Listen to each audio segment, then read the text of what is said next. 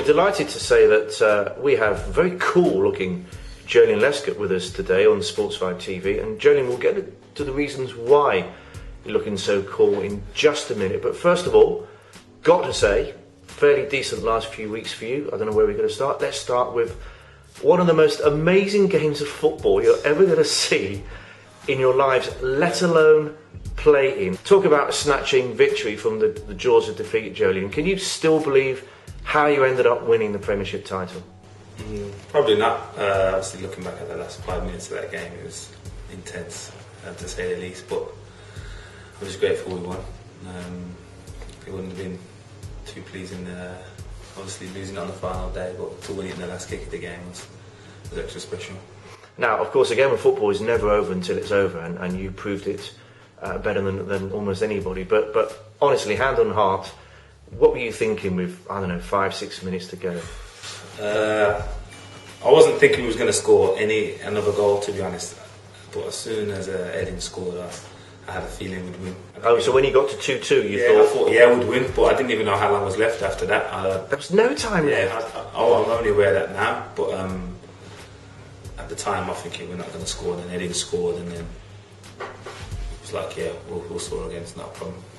It was just the most extraordinary end to an extraordinary season as well. Yeah. And what do you think that's done to a club as big as Man City? Because you've got over the line now, and I think that's psychologically pretty important, isn't it?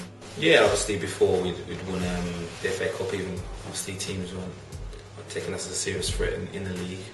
But obviously to win the FA Cup and then we go on to win the Premier League, people have to see us as the main threat now. So we're the team to beat, and we know it's going to be tough next season, but our goals haven't changed.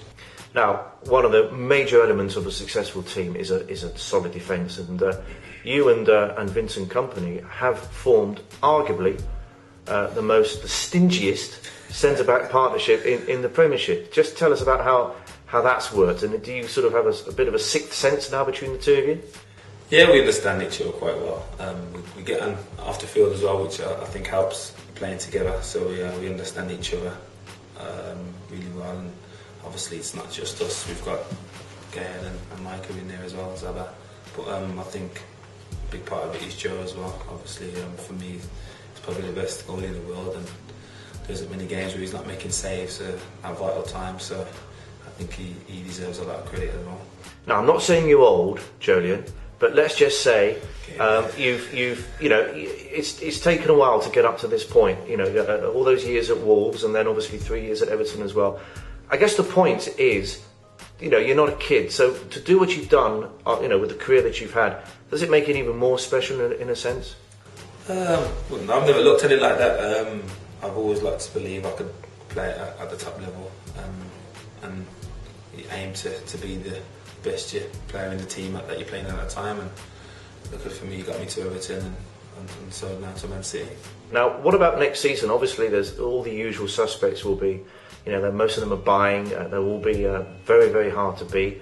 And there's the old saying in sports, isn't there? That it's tough getting to the top. It's a lot tougher staying at the top, and that's, I guess, is the next challenge now.